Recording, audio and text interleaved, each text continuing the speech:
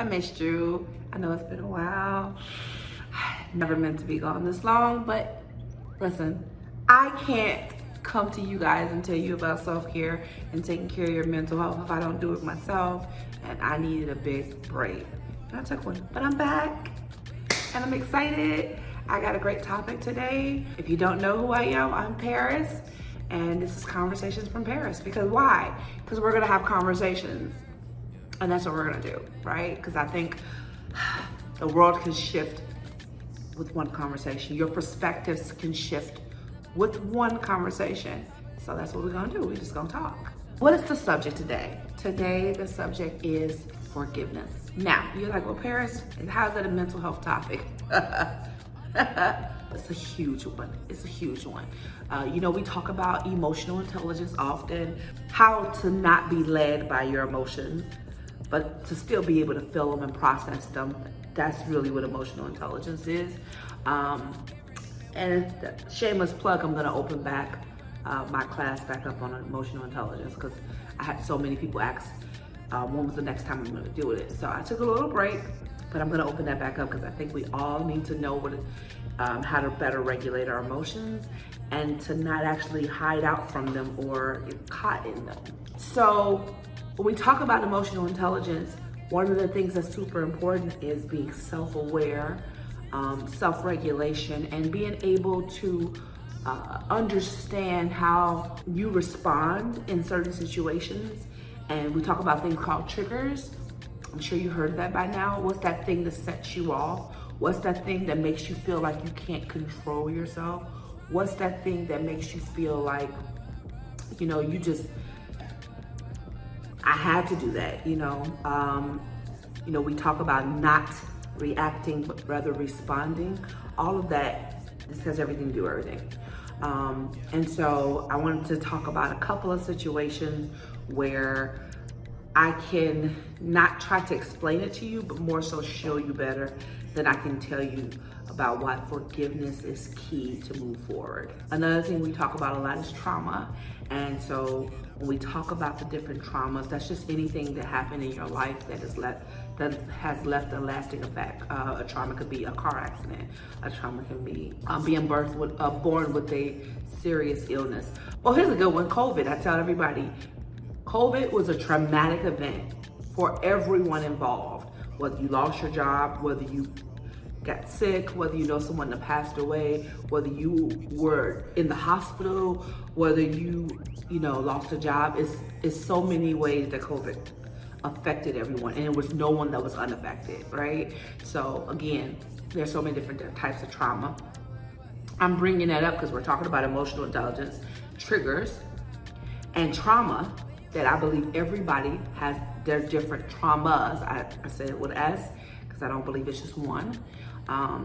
And so when we talk about those things and how they affect us and how to move on and how to start our healing journey, we have to realize that one of the things that we have to be careful for is to not do the work in order to move on. And there's a lot of different work, but the one thing that I think we really glaze over is forgiveness. And so I want to tell a story. So back when I was, I want to say I was in second grade. No. I was like in the fourth or fifth grade. I was a goody two-shoe. I don't know if you want to call me a nerd, but I liked school and I don't feel bad about it. There we go. I said it. I liked school. I enjoyed getting out of the house and being with other kids. I'm the oldest of four.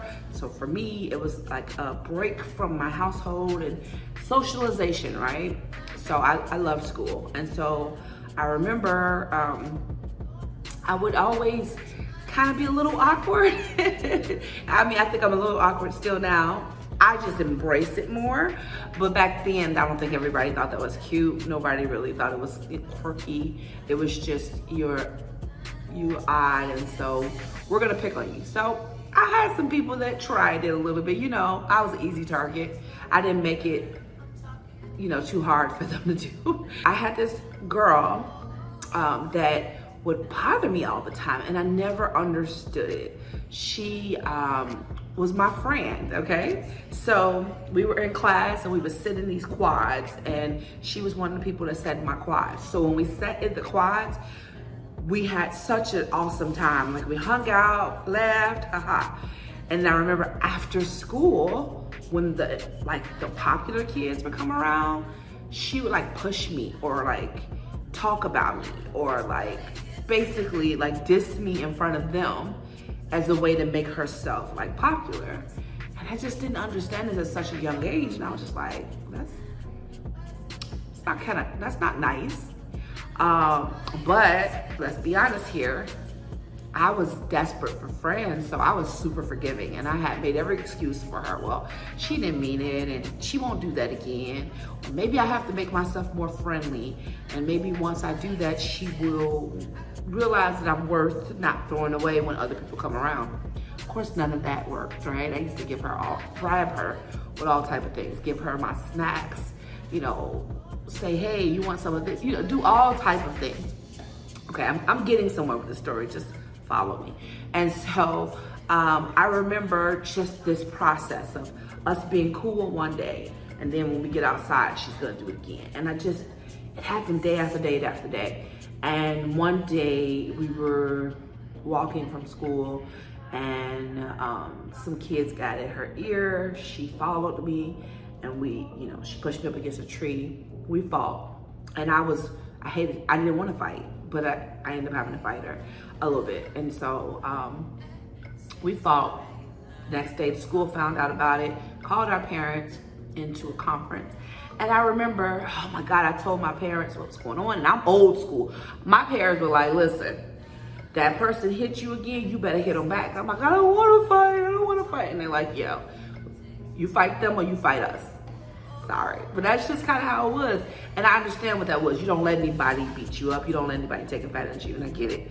I definitely agree. So, but I remember her mother saying, hey, I think we should go ahead and,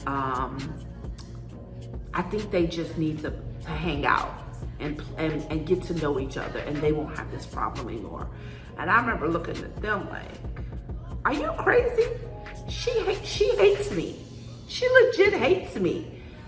I'm not going to hang out with her. I'm not. And I remember it being really awkward, and I had some friends that were mutual friends of both of us, and they felt awkward, and it made the environment hard for everybody. And so you would think I would just be like, well, I don't care, can you move me away? But the teacher wouldn't. She said I had to deal with it. It had nothing to do with her classroom. So we continued to be in this quad, and it was almost worse than the fighting because it was just this quietness. Well, I remember one day the mom called, my mom again, like, hey, I still think they should hang out. And I remember my mom being hesitant, but I believe my parents said, okay, she can go over there. And they took me over one day. And I remember being like, this is stupid. She had sisters, and I'm like, they're gonna jump me. This is gonna be horrible. And I remember kind of being low-key scared. Not because I thought she was gonna beat me up. I just knew she was a mean girl. At that moment, you're mean. You don't really care about me. You don't want to be my friend. So why are we even doing any of this? And I feel like the parents were kind of forcing us to deal with it this way. But I'm like, I don't have the problem. She's the one who doesn't want to hang out with me. And so I'm young and I'm trying to figure this stuff out. But I went over there, and I remember she had a whole different disposition. At first she tried to act tough, but then that softened right away when her sister was there, and they had an activity for us. And I just saw this whole different side of her. And it's so funny because I should have known then I was a pushover. I wanted to be mad. I wanted to be fake, I'm not gonna be cool with you. And I wanted to be shady to her, but I just didn't even have it in me. I literally didn't have it in me to pretend like I was upset at her now that she's acting nice. So I said either I could sit here and have a horrible time for the hour that we had to be together, or I can go ahead and forgive her and move forward. And you wanna hear something funny? After that day, we never fought anymore. After that day, we became really close friends. And that day, I saw her for some things that I really couldn't see before. But none of it would have been able to happen if I didn't choose to forgive her. Now, I tell you that story, you're probably like, Paris, you shouldn't have forgave her. She was being a jerk to you. And I understand what you're saying. And I probably would have not told my son to do that same thing. I'm not sure how mature enough I was at that age. The moral of that story is I could have missed out on seeing that person for who they are and having a good relationship with somebody if I would have held on to the past. I bring that up because this is somebody who fought me several times. It was a lot to get over. The average person wouldn't want to have anything to do with that person. But I realized that I had to make a decision in that moment. And I'm telling that story because how much is that true about a lot of things that we go through? A lot of relationships that we have, a lot of situations that we've had that have caused us problems. We are hurt, right? Our feelings are hurt. Our heart is hurt, depending on how big the transgression is. And so you oftentimes have this situation where there was some real harm caused. It could be physical, but it could be just emotional or mental. Look, spiritual. Listen, I don't even want to get into, that movie Hunt for Jesus yet, because like we talk about some spiritual hurt. Like it's so much that's to unpack about hurt. One of the hardest things and the hardest lessons is you can't properly heal until you first acknowledge that you're hurt. And second, choose to forgive on all levels. If it's a relational thing, usually it involves two people at least, right? Those two people, if it's a two-way situation, it's the other person that caused you the harm. And so you have to decide to forgive them. You do. You have to decide to forgive them.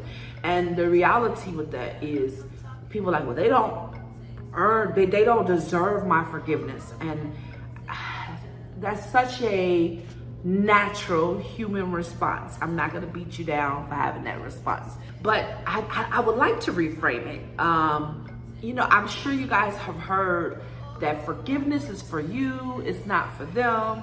And that is 100% true. Forgiveness is for you and not for them.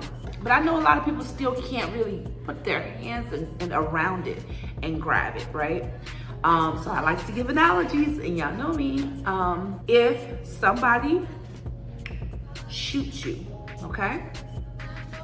And you did nothing wrong, they shoot you, and you're bleeding. It's their fault that they shot you. 100%, you did nothing wrong. You literally just was standing there. They shot you from across the street. Oh my God, you're bleeding. Oh my God. Well, here's another situation. Yes, they shot you, but it's not in a major artery. They shot you in your arm. And to be honest, it's probably barely under your skin. So the good information about that is that you're across the street from a hospital, and the person who shot you fled, okay? And you're across the street from the hospital.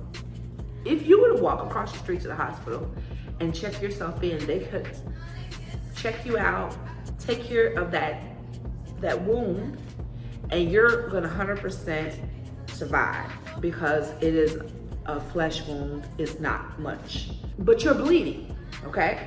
And someone has it where they're like, hey, hold this down, to stop the bleeding. If you are so mad at the person that shot you that you stand there and never go to the hospital, you're gonna bleed out. And you're gonna say, well, Paris, you're being super dramatic. I need you to understand what I'm saying. Like, how does that relate to what we're talking about with forgiveness? Hear me out. If you sit there and wait to be made whole by the person that harmed you, hence, we were waiting to have somebody apologize for what they did before we forgive them, if you are waiting for that before you go ahead and get yourself better, healed, you're going to bleed out and die. But this is what we do. This is what we do. We sit around waiting for an apology we may never get. And we choose to harbor the residue from the trauma of the situation, from the hurt of the situation. We choose to hold on to those hurt feelings. We choose to be closed off. We choose to push away love. We choose to be guarded. We choose to keep the anger rather than release it by forgiving them so that we can go ahead and go get healed. Let's say before the person ran away, you were able to grab them and you have them like by the coat of their jacket, but you're bleeding out. And so literally, if you either can hold on to them and try to wait until you can make them pay for what they did to you, or you can go and get fixed up by the doctor. It's your choice. It's your choice. It's your choice. Yes, I'm pointing at you because I think we oftentimes place this blame on other people and we don't realize you are the victim, but you don't have to stay in that thing. That is a momentary placeholder in time, right? For this situation, you were the victim, okay? But once that situation is over and the continuum of time keeps going, you don't have to stay the victim. I know you didn't know that, did you? You do not have to stay the victim. That is a choice. It is a choice. Yes, it happened to you. Yes, it was horrible. Yes, they did horrible things to you. Yes, they should have some accountability. But guess what? Either you're going to try to hold on to them and force them to make you whole some kind of way, or you're going to let it go, because you literally, in order to go to the hospital and get healed and get, taken care of, you literally got to let it go. And I know you're like, well, Paris, you're being so dramatic. No, it's just that serious. It's just that serious. Some of y'all are holding on to stuff from 5, 10, 20 years ago. And you rather sit in your seat of, I'm right, but I was right. They did me wrong. I'm the one that got played. I'm the one that got hurt. They should pay for this. No, I'm not gonna. No, I'm good. They owe me an apology, so they gonna get this energy. I'm gonna return this same. Nope, they not gonna. I can't be nice to them no more because they hurt me. I get it. That hurt was so extreme, and it feels comfortable. You won't admit that out loud, but that hurt and pain, after you keep it for so long, it becomes comfortable, and you become used to it. You kind of become used to that toxic environment that builds up in your heart, where a piece of you starts to believe this is who you are. You just lack joy. And if anybody ever called you out on the things that you are, the first thing you're gonna say, if you are aware enough, is that they did that to me and they changed me. And I'm forever changed because of that person or that situation. And while I will never take away from your situation, your experience, I will never tell you what you're not. I can never discount what you went through, because you have every right to feel how you did. And we can talk about that another time, about processing through the trauma, because that's a real thing. But in this moment, we're talking about forgiveness. If you are unwilling to let go of the big ball of pain, and until you are willing to decide to no longer, until you decide to not identify with the pain and the person that carries pain, like until you decide to put that bag down, you're gonna always, you're always going to not be able to get into the journey to your healing. You're not gonna be able to go there because you're not gonna be able to go there with all those bags. You're not. Now, and I know y'all heard this song, bag lady, you gon' hurt your back. I can't sing. Dragging all them bags like that. I need you to hear that because we sing that song, but do we even hear it? You got all these bags that you're carrying of stuff, of hurt, disappointment, false burdens, all these things that you've been carrying for so long. And you most than likely have not forgiven the person who did it to you because you feel like that you're not gonna let them off the hook. But what you don't realize is that that person is not, even if you hold on to them, they're not going to make you whole. One thing I always tell people, I said, be careful with your words because you can shoot that dart out your mouth, but just because you say you're sorry, you can't necessarily take it back. You can say you're sorry, but sorry doesn't always make people whole. So one of the hardest things I've learned is that I've waited for apologies for years and then finally get it and realize it didn't make me feel better. And then I'm sitting here like, oh my God, I got the apology, but I don't feel better. What if I chose to forgive when it happened and then didn't spend all those years of resentment and bitterness and pain and chose to move on from that? Could that have happened? And the answer is yes. You know why? Because forgiveness is a choice. Forgiveness is a choice. Forgiveness is a choice. Forgiveness is a choice. Y'all don't want to hear me on here. Forgiveness is a choice. And it is for you. I don't want to say the cliche is for you, not them. But you don't even understand what that means because I think a lot of people just don't really want to identify with the fact that you keeping that unforgiveness in your heart is keeping out the good things to come in. It's keeping out the healing process from starting. It's keeping out your joy. It's keeping you from having peace. It's also helping you to have that torment. How many of y'all, you don't have to say it, I mean, nobody can see you, but how many of you guys literally have these replaying dreams of something that happened to you? They replay over and over in your head, or sometimes you have nightmares, or sometimes you have flashbacks.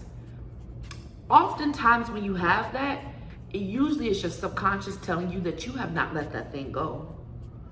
And that you sometimes have it replayed because you've not released yourself from it. Okay? And I'm here to tell you today that you have a choice. You have a choice. Unforgiveness will kill you.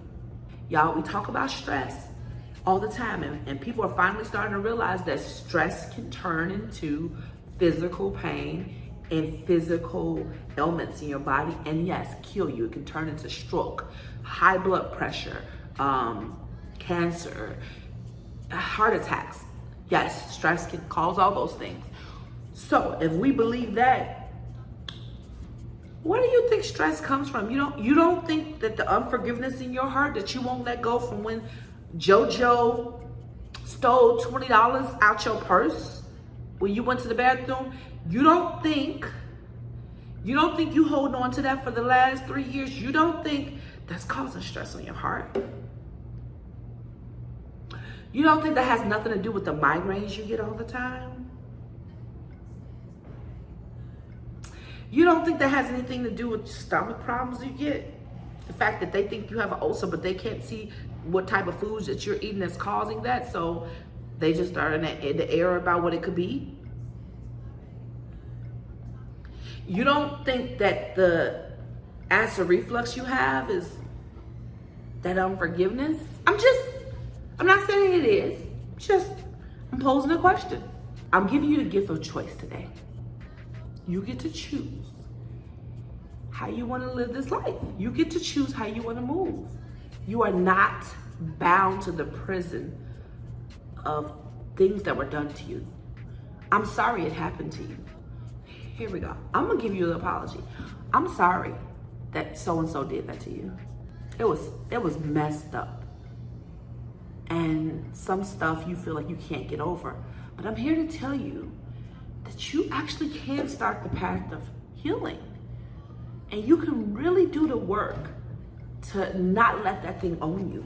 And I'm here to let you know that you literally have a choice. You can take your power back by saying, I no longer will allow you to hold me into this prison of unforgiveness. I release you.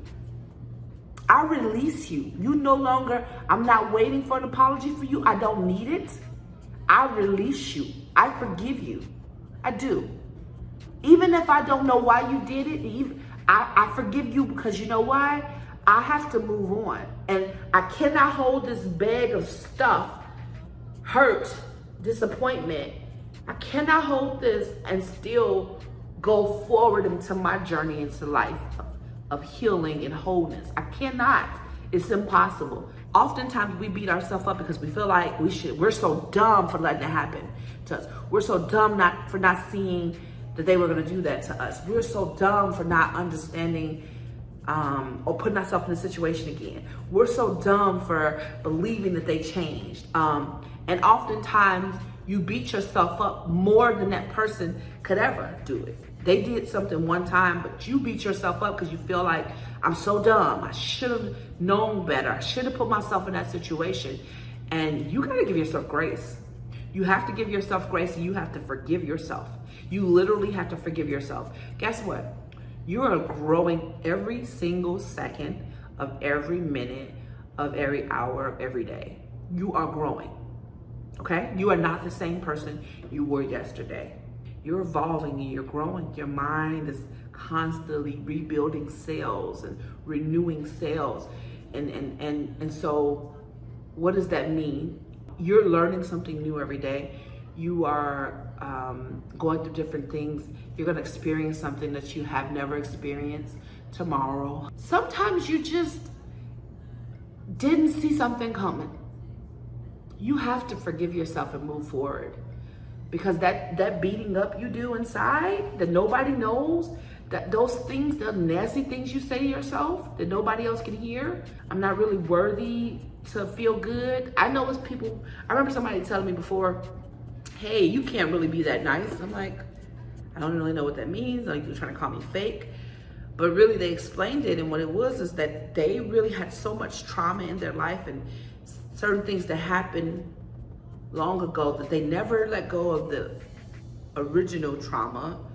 So they were harboring unforgiveness that turned into bitterness and resentment and insecurities and worthiness issues, were to a point where when people tried to make themselves friendly, they believed that that was fake because they had put a guard up so long that they really didn't believe or expect true friendship.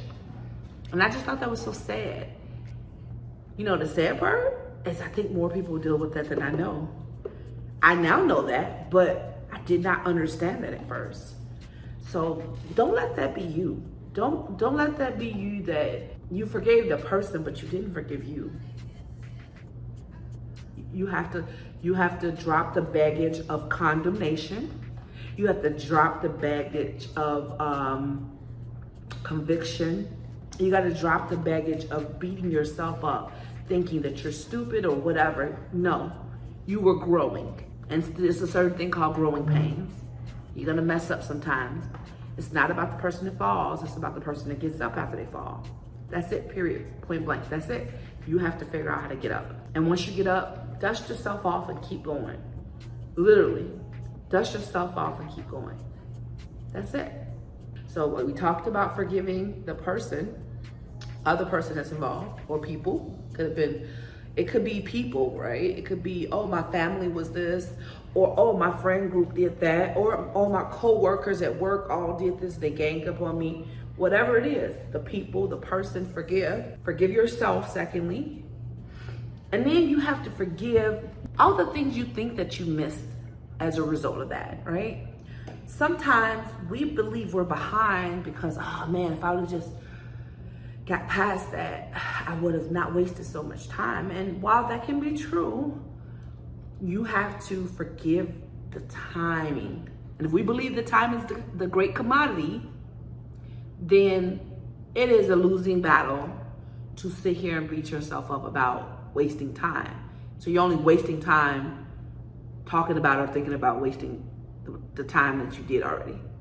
Doesn't make a lot of sense, does it? Recap. Unforgiveness is so hurtful and painful to you in your healing journey. It literally can make you physically sick, emotionally unwell, mentally tormented, spiritually disconnected. Unforgiveness is the cancer that spreads, and we have been lied to and told that it's just part of life. And I'm here to tell you today, forgiveness is a choice. You do not have to be a victim. It happened to you, but guess what? It happened for you more than that, because everything is a lesson. And once you understand and sit down and figure out why that had to happen to you, why you had to go through that, and I'm not saying that's easy, and I'm not saying everything has an answer, but it's always something you can learn. So I'm urging you to forgive them, the person or persons, or the entity. Forgive yourself, and then forgive the time that you spent harboring the unforgiveness. And when you make those choices, you put the bags of crap down, you're gonna feel so much lighter. And then you can start picking up things like joy, and really understanding what joy is. Some people have been so boggled down with unforgiveness for so long, they literally don't even know what it feels like to have real joy. It's gonna be a beautiful journey once you first put down the bag. So don't be a bag lady, don't be a bag man. It's not too late for you to change. I don't care if you're 6 or 60. You have a lot of life to live. And I want your quality of life to be different. Why? Because I love you. I really do. And I just feel like it's too much life to live. If the Lord let us be here another day, there's purpose for us. So if you're here, there's something for you to do. For you to be caught up, not, holding the bag of hurt, it's too heavy. It's too heavy. Put it down. Let it go. Throw it away. You got stuff to do. Put it down. I truly, truly appreciate you guys for rocking with me. Today was amazing. I'm glad that you came to spend some time with me.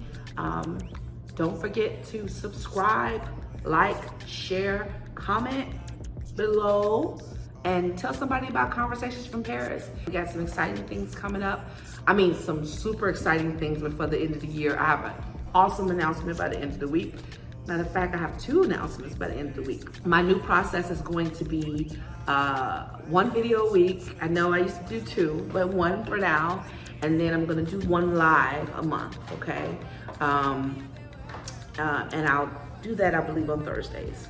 I know I used to do Tuesdays and Thursdays, but I'm gonna produce 1 video a week now that I'm gonna be solely on YouTube, and I'm going to do 1 live on a Thursday each month.